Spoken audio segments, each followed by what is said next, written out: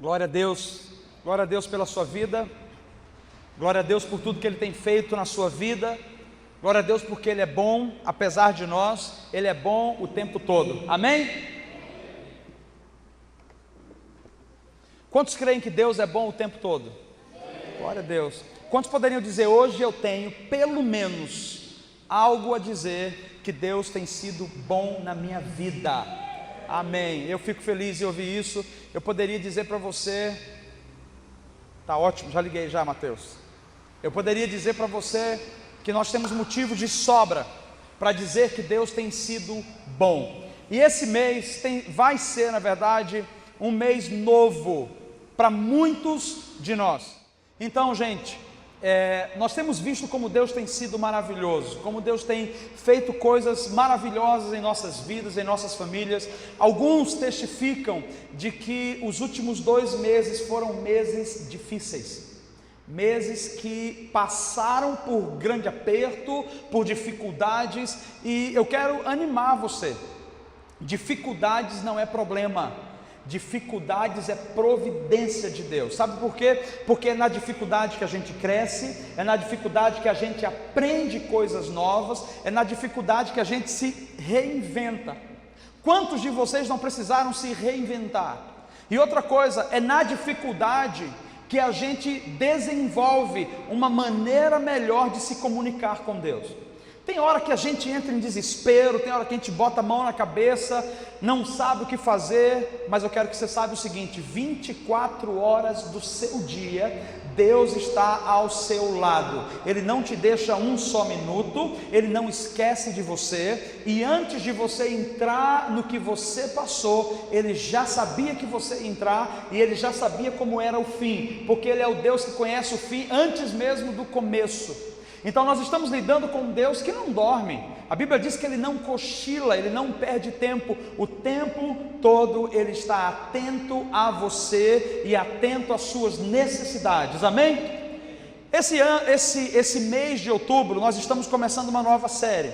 E na verdade é uma série que vai tratar algumas coisas em nossas vidas. Até porque nós recebemos a incumbência de Deus, como pastores, como liderança da igreja, a ensinar algumas coisas pontuais que devem ser repassadas a vocês.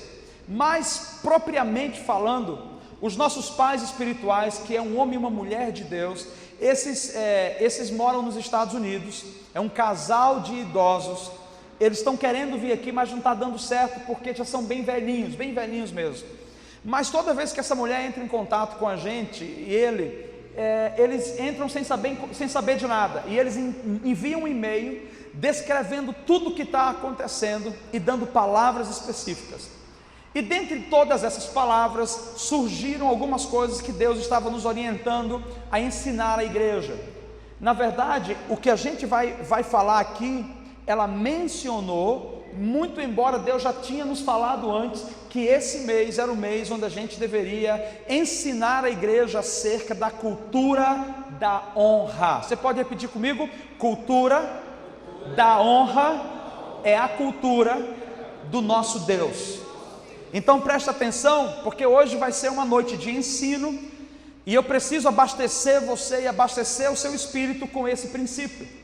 Porque se você estiver conectado com os princípios dos céus, pode ter certeza, os céus serão liberados sobre a terra, nas suas necessidades, na sua vida, na sua realidade.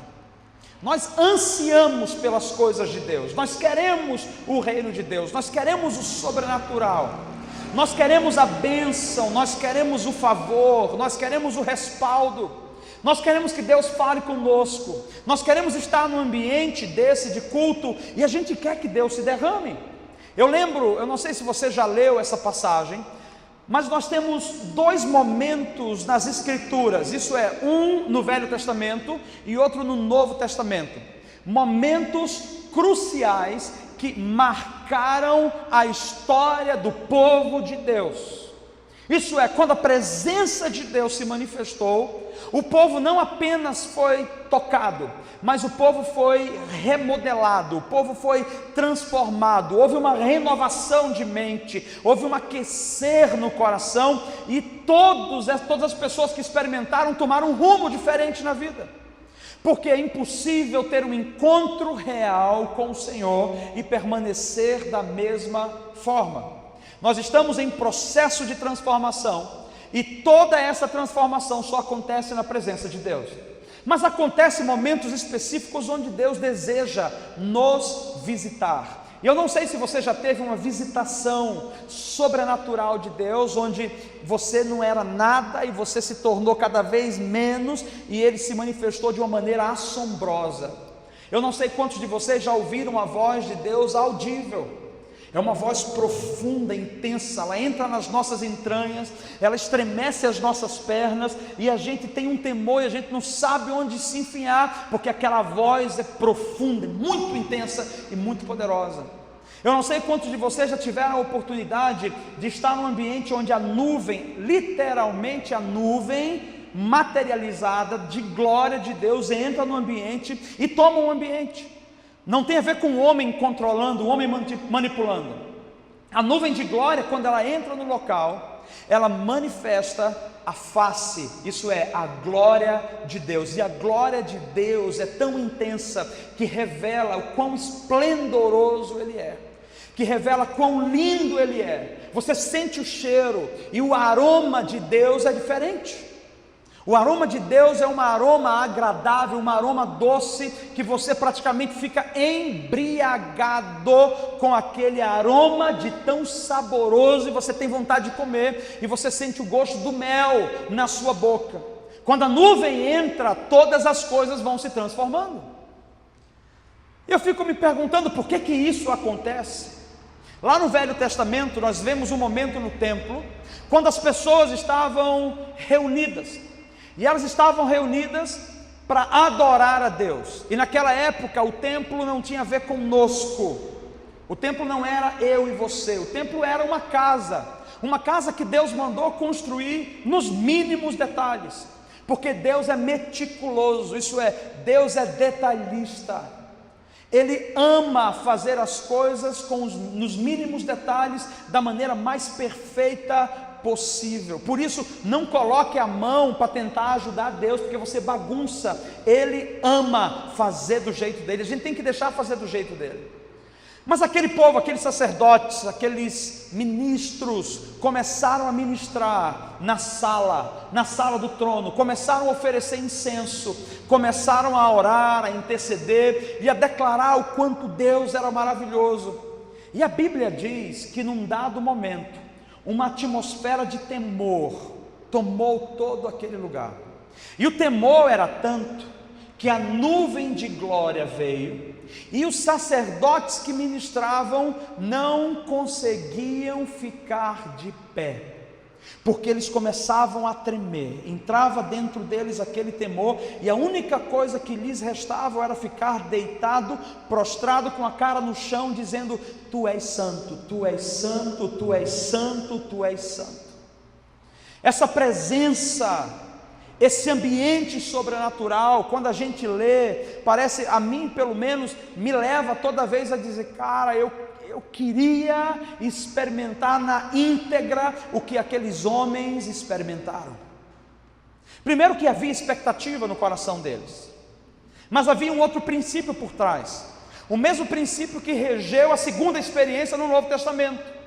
Uma segunda vez, quando foi profetizado em Joel, dizendo que havia de vir o dia quando o Espírito do Senhor seria derramado sobre toda a carne, sobre toda a terra. E esse Espírito iria não apenas ficar sobre o homem, mas esse Espírito, que era o Espírito Santo, o Espírito de Deus, agora faria parte do contexto de vida do homem, isso é, o homem seria possuído. A palavra possuído, ela pode ser pejorativa, porque ela dá a conotação de invasão, e o Espírito Santo não invade. Mas a palavra mais correta que eu encontro para falar da maneira como nós somos tomados quando somos cheios do Espírito é a palavra possuídos. Mas vamos colocar a palavra tomados então.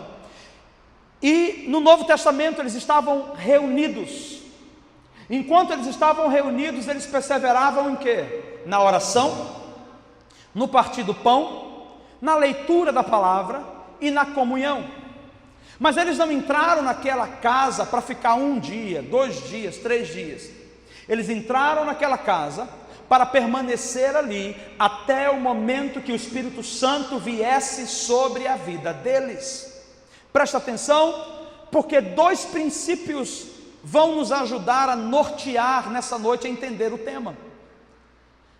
Quando eles se reuniram e começaram a adorar a Deus, e começaram a buscar, e começaram a ter comunhão, a Bíblia diz que um vento impetuoso veio, e aquele vento impetuoso foi como um estalo, e aquele estalo liberou línguas de fogo, que vinha sobre a cabeça de cada uma daquelas pessoas, e eles começaram a profetizar. Para que você entenda, profetizar não quer dizer apenas liberar palavras de revelação. Profetizar significa falar a palavra, porque quando nós falamos a palavra, nós estamos profetizando ou declarando acerca da bondade de Deus. E eles começaram a profetizar num dia só, na pregação de um homem indouto, um homem simples, como nós somos simples. Ele começa a pregar, Pedro. E no momento que ele começa a pregar, mais de 3.000 almas se rendem, se entregam ao Senhor, por causa de um homem que teve um contato profundo com a presença de Deus. Por que será que Deus esperou esses 2 momentos específicos para pegar um grupo de pessoas e se derramar sobre elas? Como que isso acontece? Como que essas pessoas experimentaram aquilo? Bem, o princípio que rege as 2 experiências são o mesmo: obediência e honra. Eles obedeceram ao pedido de Deus, à orientação de Deus, ao direcionamento de Deus. E porque eles obedeceram ao direcionamento, obviamente eles valorizaram a ordem de Deus e eles cumpriram diligentemente o que Deus lhes havia pedido. E porque eles foram obedientes e porque eles honraram, a presença de Deus se manifestou de uma maneira estrondosa. Agora eu quero trazer a nossa mente para os dias de hoje, porque nós não temos momentos como esse, pelo menos não algo constante, pelo menos não algo em larga escala. Nós vamos estudar pela palavra e nós vamos ver alguns avivamentos que aconteceram ao longo da história, avivamentos que sacudiram uma nação, que varreram uma cidade inteira, avivamento que pegaram João ninguém e tirou aquele João ninguém da sarjeta e colocou aquele João ninguém lá em cima como um grande instrumento da glória de Deus. Quando a glória vem, quando o fogo vem, quando o avivamento vem, nada fica da mesma maneira. É por isso que a promessa do Espírito Santo, ela foi tão poderosa, porque o Espírito Santo na vida do crente é a garantia de que tudo se torna novo, as coisas velhas passam e ele começa a gerar e a construir o novo.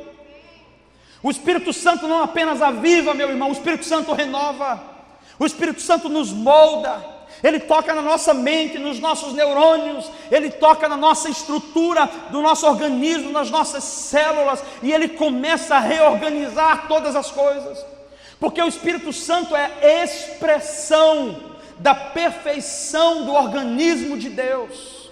Ele gera o mesmo DNA e a mesma genética em nós. nós passamos a receber da saúde, nós passamos a receber da prosperidade, nós passamos a receber da alegria, nós passamos a receber da esperança, da paz. É o Espírito Santo que gera isso. É o Espírito Santo que comove o homem de dentro para fora. É o Espírito Santo que não nos deixa viver presos no pecado, arruinados na derrota de uma decisão errada. O Espírito Santo nos conduz à verdade. A verdade é o próprio Jesus. Ele é o caminho, a verdade e a vida. Então Ele nos conduz até o ambiente onde o Pai está. E nós vamos vendo todos esses avivamentos que foram acontecendo. E nós chegamos numa fase, ou num tempo da história, onde nós estamos reunidos como igreja no século 21, e a gente é histórico o suficiente para dizer, aquele tempo era um tempo bom. Nós somos históricos e saudosistas o suficiente para dizer, é assim que dá certo, porque lá está dando certo, então eu vou para lá onde o negócio está dando certo.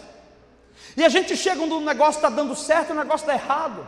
Mas peraí, Deus não nos visita mais? Deus não está manifestando mais constantemente a sua presença e a sua glória? Eu preciso dizer para você, Deus está em nós, no nosso meio, Ele continua agindo. Ele é poderoso e Ele vai continuar agindo. Mas eu estou falando para você de um momento onde você perde o controle. Eu estou falando para você do momento onde Ele fala assim, sai do banco do motorista, senta no banco do passageiro, mas meu Deus, quem vai? Fica na tua, fica sentado aí, eu vou controlar para você. É um momento onde parece que tudo enlouquece, tudo sai do seu controle. Eu vou dizer para você, saiu do seu controle, mas não do dele. De repente no seu controle você estava todo esquematizado. Quando Ele mandou você sentar no banco do passageiro, parece que tudo desandou. Ele está falando, fica tranquilo, nada desandou, pelo contrário, agora é que está andando, porque Ele faz as coisas diferentes.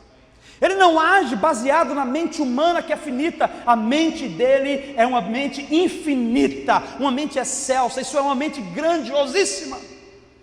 Então o que eu estou falando é, onde está esse ambiente de glória? Por que nós não temos essa glória manifesta?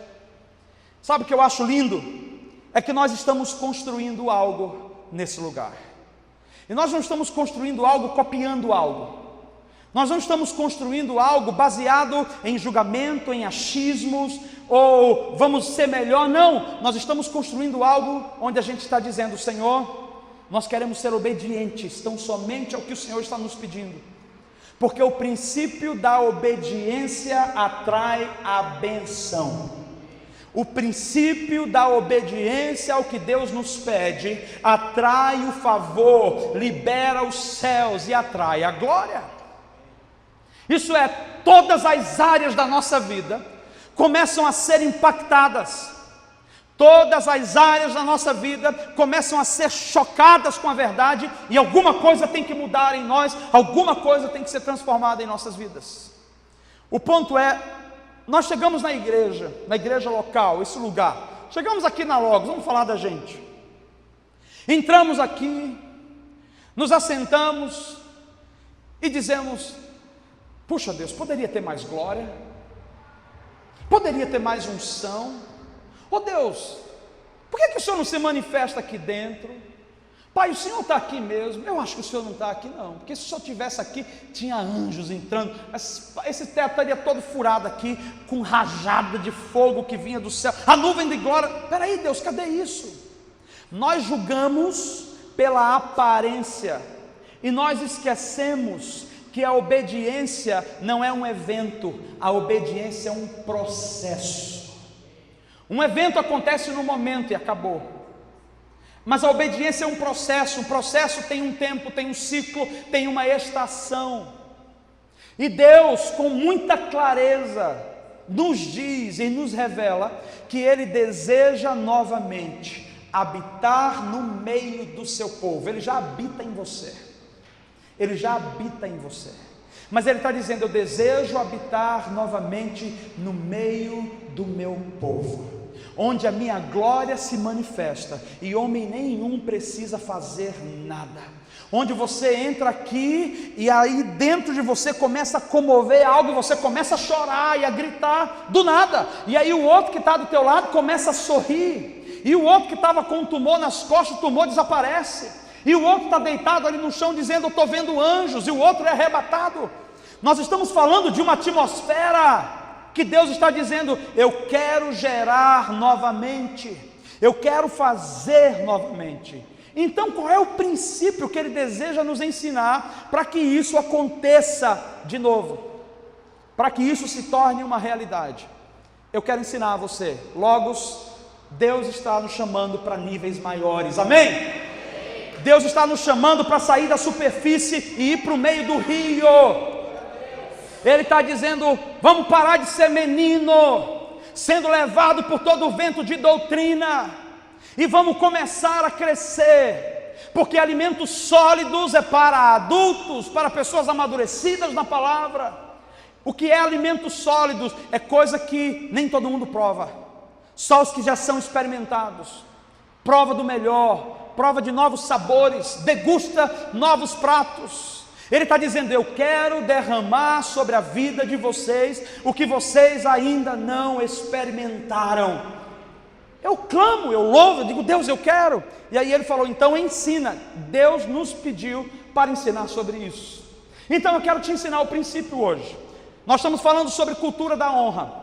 E a cultura da honra é a cultura do nosso Deus. Ele é honrável, Ele é honroso, honra flui dele, Ele é um Deus de princípios. E eu espero que haja alinhamento nas nossas vidas. Se à medida que a gente enxerga como Ele é e nós estivermos desalinhados, que a nossa vida se alinhe à vida dEle. Porque a única maneira de recebermos a plenitude é quando nós nos colocamos em obediência plena e dizemos: é do teu jeito, é do teu modo e é no teu tempo. Eu não quero que seja do meu jeito, eu não quero que seja da minha maneira, nem tem que ser do meu tempo. A tua vontade em primeiro lugar, Senhor. Cultura da honra. Deixa eu definir para você então o que vem a ser honra. Então vamos fazer o seguinte: cultura. O que é uma cultura? Uma cultura é um conjunto de comportamento de um povo. Tem a ver com comportamentos que geram ideologias, comportamentos que geram pensamentos, que produzem inteligência, comportamentos que geram ações, onde a gente constrói, onde a gente edifica, onde a gente levanta, onde a gente derruba, onde a gente tira, onde a gente acrescenta. Cultura não se aprende na escola. Cultura se aprende à medida em que nós vamos vivendo, caminhando na vida. Por exemplo, na escola eu posso ensinar matemática, ou eu posso aprender matemática. 2 mais 2 é igual a 4, 5 mais 5 é igual a 10, 27 dividido por 2, quanto é? Precisa voltar para a aula de matemática, esse servo aí. Bem, na escola a gente aprende matérias, mas cultura, você não vai para a escola para dizer: o brasileiro é um povo feliz e aquecido. Por sinal, tivemos uma pesquisa esse mês dizendo que Londrina está num ranking aí onde nós somos a 3ª cidade mais acolhedora do país, não é isso? Cara, vamos aplaudir, que cidade maravilhosa! Vamos fazer melhor. Quantas pessoas que não são naturais de Londrina estão aqui? Fica de pé. Não são naturais, fica de pé. Olha só isso. Meu Deus, olha que coisa tremenda. Essa cidade é uma cidade abençoada que tem nos recebido, e nós profetizamos a graça e a bênção de Deus sobre esse lugar. Aleluia. Glória a Deus. Londrina é uma cidade abençoada. Pode ser de Cambé também, Cambé não é Londrina. Vamos lá. Então, cultura, você se aprende vivendo. Brasileiro é aquecido. Não vai chegar na escola e dizer: menino, brasileiro é aquecido. Está em nós. Nós aprendemos dos nossos pais. O comportamento deles foi passado para nós. Então, cultura é um conjunto de comportamento que gera uma identidade natural na pessoa. Honra. Cultura é isso. E honra? Honra no Velho Testamento significava peso ou pesado. Quando você ouve a palavra no original honra, peso ou pesado. Cara, mas está pesado isso aqui. Quando eles queriam falar sobre honra, eles falavam dessa maneira. No Novo Testamento, a palavra honra já mudou a conotação. Então ela já não era mais pesada, mas ela significava estima. Estimava alguém de tal forma que ansiava a presença, respeitava, tinha temor a ponto de amar a pessoa e honrar na presença e na ausência. Então a estima, ela veio no Novo Testamento, e o peso, ele era no Velho Testamento. Para a gente pegar o sentido de honra, a gente junta os dois significados, peso e estima, e a gente vai ter um sentido da palavra valor. Valor, exatamente. A palavra valor, ela expressa com clareza o que significa honra. E eu quero que você lembre, a cultura de Deus é uma cultura de honra. Se nós somos príncipes do Senhor, filhos de Deus, cristãos, discípulos de Jesus, nós precisamos aprender a desenvolver essa cultura, esse comportamento, e nós não temos como ir para uma sala de aula, para um curso teológico e dizer, agora eu tenho a cultura da honra. Nós temos que viver com Jesus, nós temos que caminhar com o Espírito Santo, nós temos que deixar o Espírito Santo pegar nas nossas mãos e nos conduzir, porque cultura não se aprende na escola, se aprende observando, se aprende vivendo e recebendo por uma imersão no Espírito. Amém? Valor. Pensa comigo, quando a gente fala sobre valor, nós estamos dizendo que a palavra honra, no sentido pesado, não é que a pessoa se torna um peso para mim, mas o que a pessoa fala tem peso. O que a pessoa diz, eu avalio, eu penso, eu repenso, porque o que vem dela gera peso a ponto de gerar uma importância. Isso é, eu valorizei o que a pessoa disse, eu valorizei a vida dela, eu valorizei a experiência dela. E quando nós valorizamos, nós respeitamos. E quando nós respeitamos, nós tratamos cordialmente. E quando nós tratamos cordialmente, nós desenvolvemos o que nós chamamos de um amor mútuo, fraternal, de um sentimento que nos liga, isso é, de uma aliança que não é baseada em homens ou em coisas naturais, mas uma aliança conectada em coisas eternas, que nasceu nas regiões do coração de Deus, do Espírito do próprio Deus. Eu quero que você preste atenção comigo, porque quando a gente fala sobre honra, algumas pessoas têm a mentalidade de dizer, cara, honra é bajulação. Eu não gosto dessa palavra honra, porque o sentido de honra é bajulação. Honra não é bajulação. Alguns homens se levantam para dizer, se você me honra, você me bajula, e não tem a ver com bajulação. Mas a palavra também fala que nós devemos respeitar a quem merece respeito, que a gente deve honrar a quem de fato merece honra. Ele está trazendo para nós um sentido amplo, que eu gostaria que você mergulhasse pelos próximos minutos comigo. A primeira honra que ele nos pede é a honra a Deus. Ele fala assim, amarás ao Senhor teu Deus acima de tudo, amarás a Ele e só a Ele e a ninguém mais. O interessante é que Jesus fala isso no Novo Testamento, dizendo, aquele que quer vir após mim precisa negar a si mesmo, precisa abrir mão da sua própria vida e precisa tomar a cruz, porque se você fizer isso, você é digno de ser meu seguidor. Ele nos dá o exemplo do que Deus está nos pedindo para honrá-lo, isso é, para amá-lo acima de tudo. Deus está nos dizendo, para me amar, você precisa ter contato comigo de tal maneira a ponto de abrir mão de coisas que eu não gostaria que você tivesse, porque eu sei o que é bom para você. É ouvir Deus, e quando a gente ouve Deus, respeitar o que Ele diz. Honrar é dar valor ao que Ele está comunicando para nós. É ser obediente não no momento, mas é ser obediente até que Ele nos aprove. Porque tem um monte de crente que se reúne e que recebe uma orientação de Deus e não dá 10 minutos, Deus já mudou de orientação, não dá 10 minutos, Deus já mudou de orientação. Cara, às vezes eu penso que a gente acha que Deus é menino. Deus não é menino, Ele age no processo. E Ele está dizendo para nós: aprenda a me honrar no que eu te peço.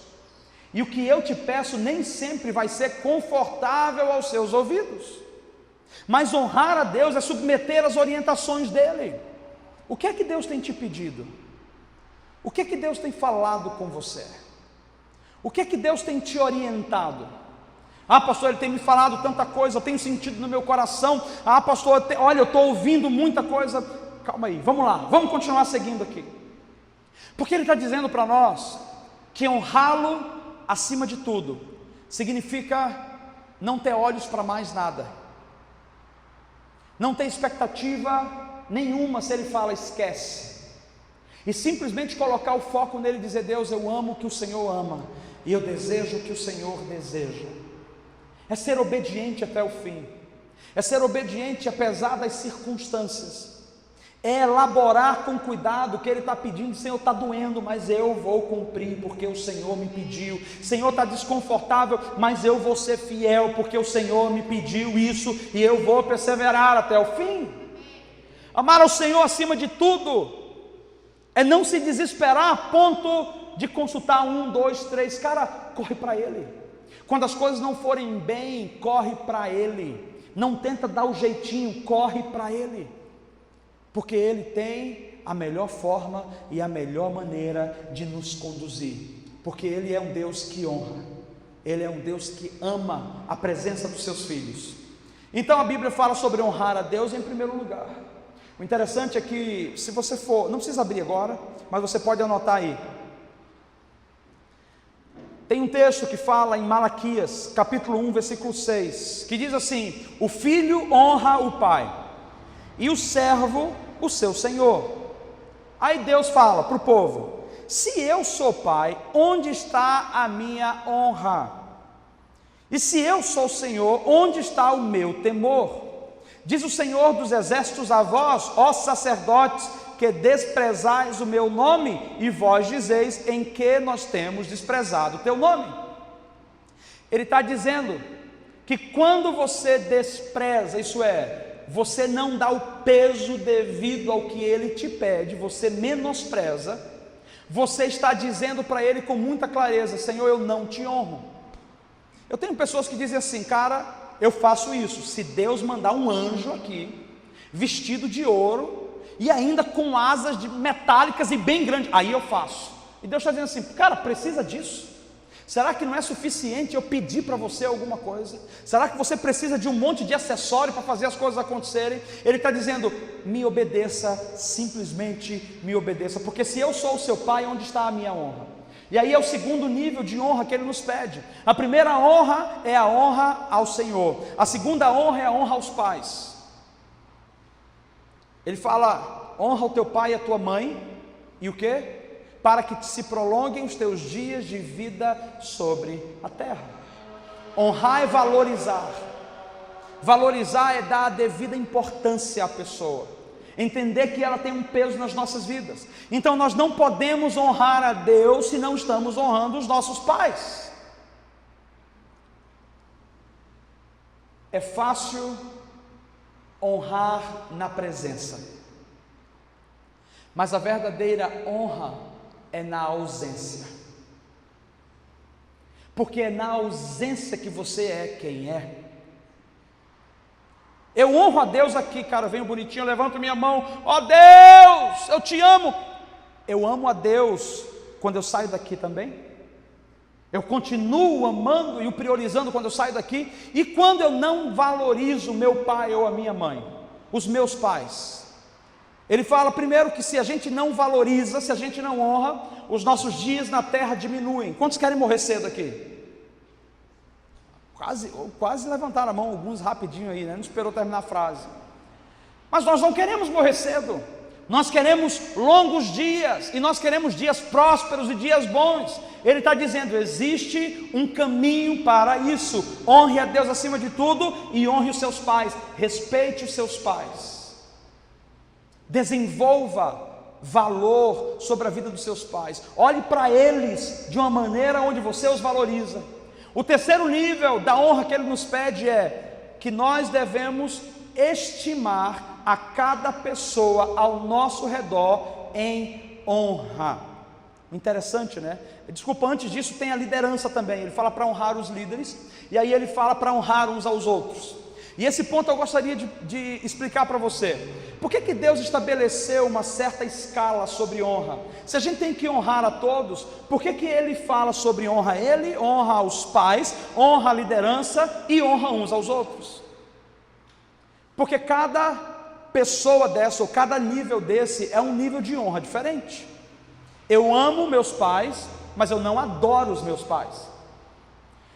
Eu honro os meus irmãos, mas eu não honro a ponto de me submeter ao que eles acham, porque eu tenho uma liderança sobre mim. Imagina, já todo mundo acha e todo mundo vai ter que obedecer um ao outro, que loucura. Mas preste atenção, porque isso precisa entrar no nosso espírito. É uma noite de ensino. O que o Senhor está nos dizendo é: se você não honra os seus irmãos que estão do teu lado, você também não honra a mim. Porque aquele que diz que me ama, mas não ama o seu irmão, você não me ama. Porque a minha prioridade são vocês. Ele nos ama de tal forma que ele nos fez parte integral do seu corpo. Então, se nós somos parte do corpo de Cristo, ele está dizendo: não menospreze o seu irmão, não desvalorize o seu irmão. E aí eu quero te falar sobre alguns pontos que graças a Deus não acontece aqui, pelo menos não corriqueiramente. Mas às vezes nós honramos a Deus em trazer os nossos dízimos, as nossas ofertas, e nós desvalorizamos as palavras que os nossos líderes nos colocam. Pessoas feridas, elas exalam ferida. Pessoas que foram traumatizadas ao longo da história, e até por conhecer a maior parte da história de vocês, eu sei que muitos estão aqui dizendo: Senhor, eu estou me refazendo. Eu conheço muitos que estão aqui, Senhor, eu ainda estou saindo desse ambiente para começar a confiar. Por quê? Porque você foi ferido a vida inteira.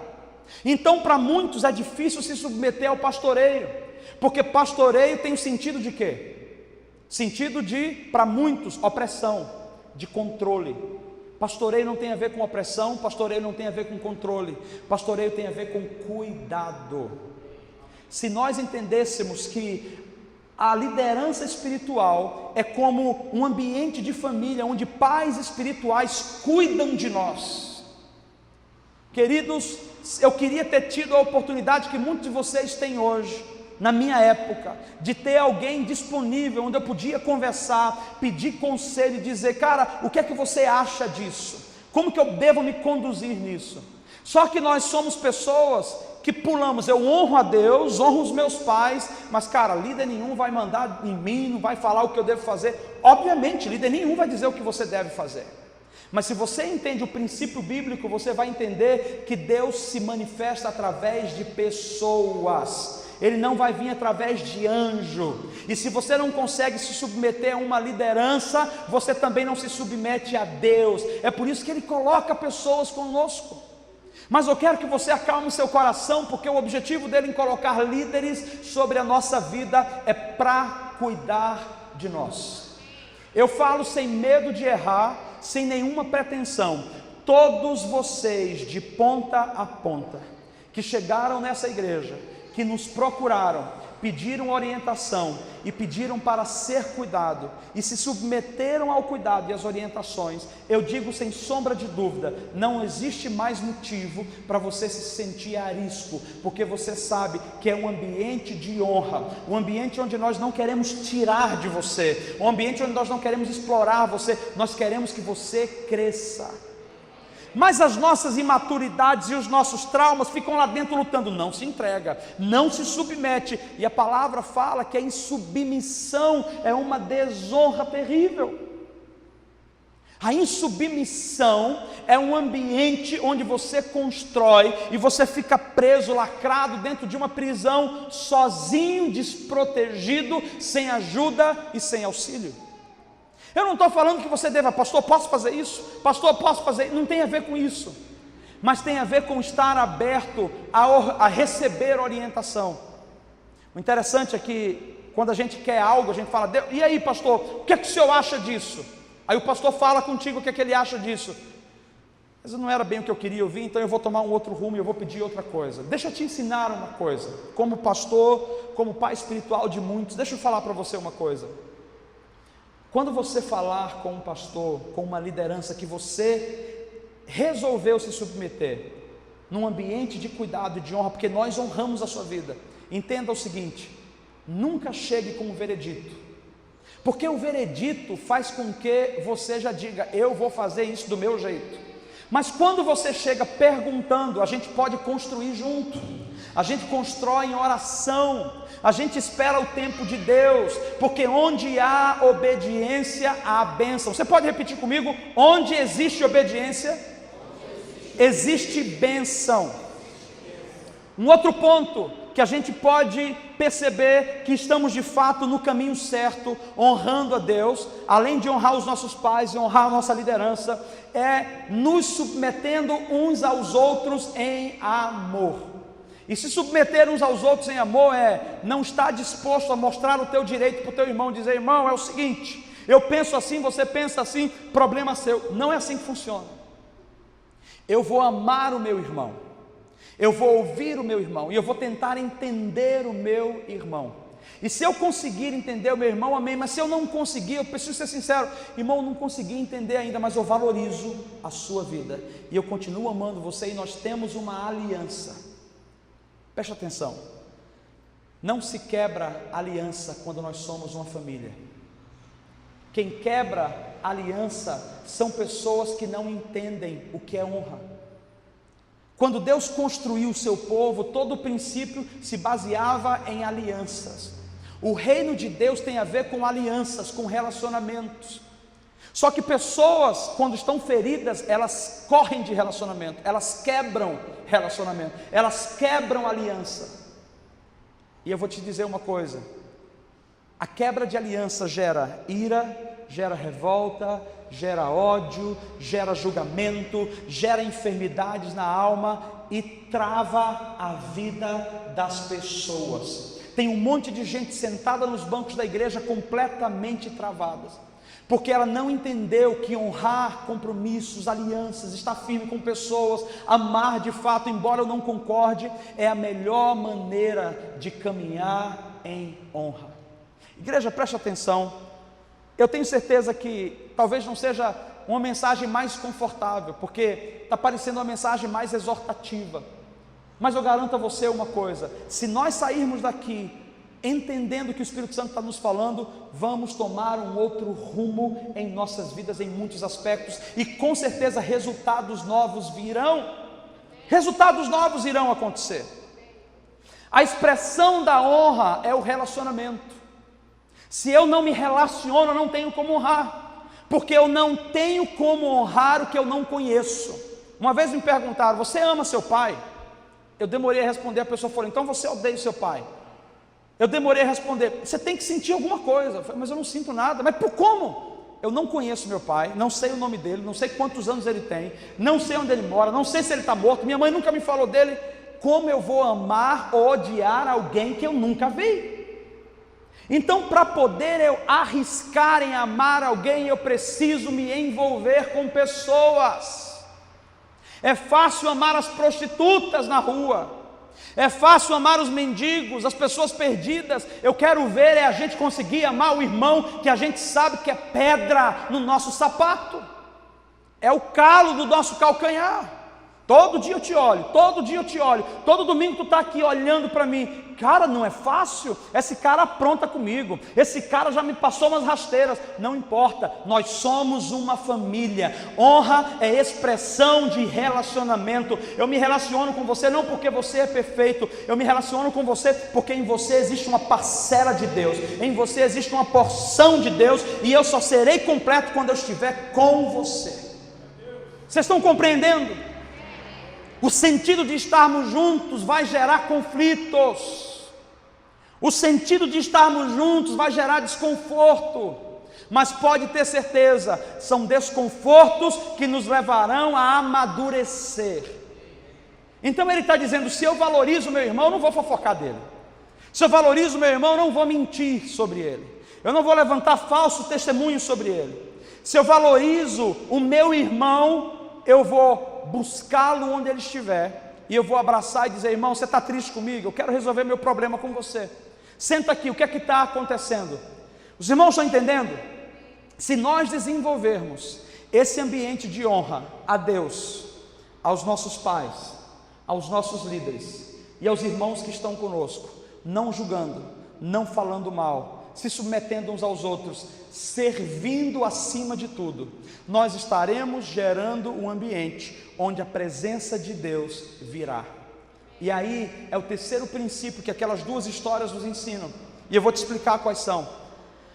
O primeiro princípio que eu falei foi a obediência.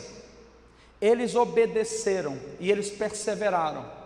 Esse princípio que eu estou te falando é o princípio da unidade. Quer saber por que a gente não tem aquela presença de glória no nosso meio? Porque nós não somos uníssonos, nós não temos uma mente só. Nós viemos todos projetados e editados na nossa mente.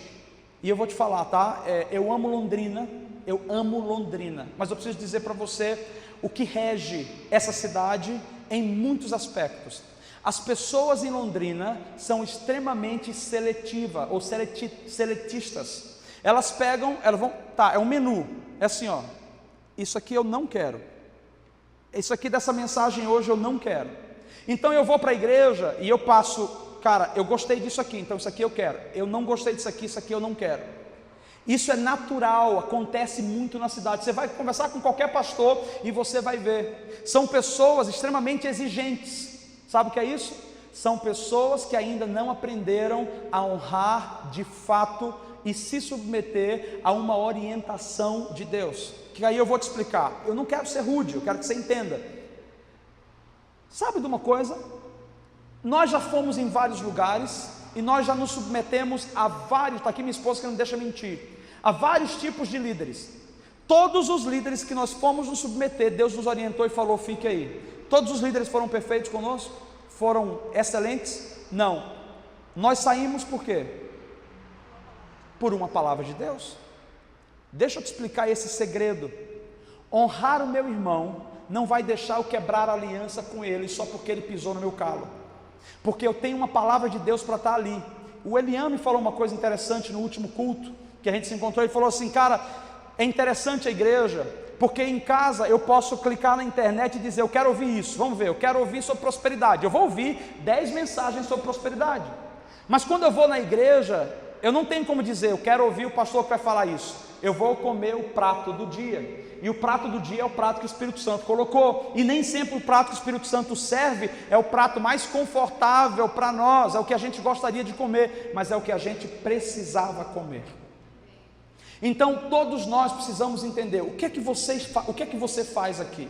Nós estamos juntos construindo uma cultura, uma história. Por que nós estamos aqui? Porque nós queremos crescer em Deus, e nós queremos ser bênçãos. E como que a gente vai crescer e ser bênção? Quando a gente se submete uns aos outros, e quando a gente honra uns aos outros. Chegou o momento da gente servir e não criticar.